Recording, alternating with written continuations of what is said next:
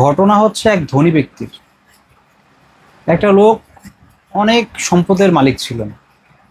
তো তার অনেকগুলো কোম্পানি ছিল, সেই কোম্পানির ভিতরে একটা কোম্পানির একজন কর্মচারী ছিল, সে অ্যাকাউন্টসের দায়িত্ব প্রাপ্ত ছিল।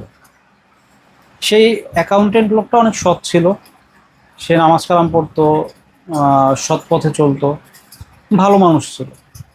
এই কারণে সেই মালিকও তাকে খুব বিশ্বাস করতো, ভালোবাসতো। তো কোনো একটা সময় কোনো একটা কারণে মালিকের একটা কোম্পানির কিছু টাকার হিসাব এলোমেলো হয়ে যায়, যার ফলে সেই অ্যাকাউন্টেন্ট অনেক কষ্ট করে সেই টাকাগুলো হিসাব ঠিক করে দেয়।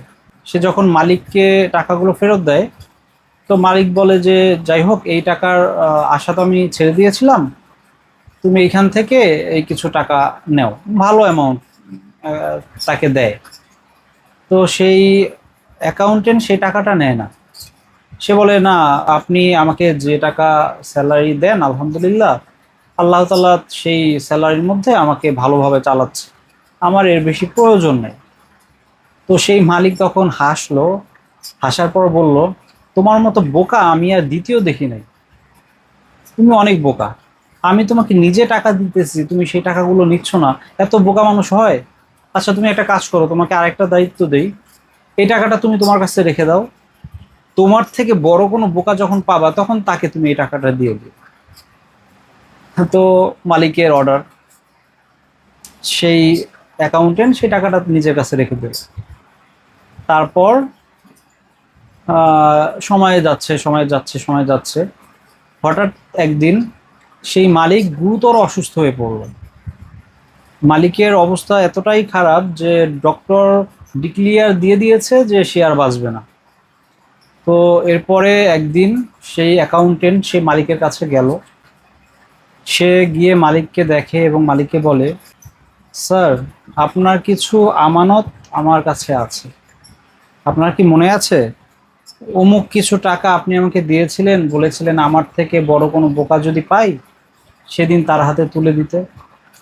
তো স্যার এত কষ্টের ভিতরে একটু মুচকি হেসে বলল, হ্যাঁ, আমার মনে আছে। তুমি কি পেয়েছো সেই বোকা লোক যে তোমার থেকেও বোকা?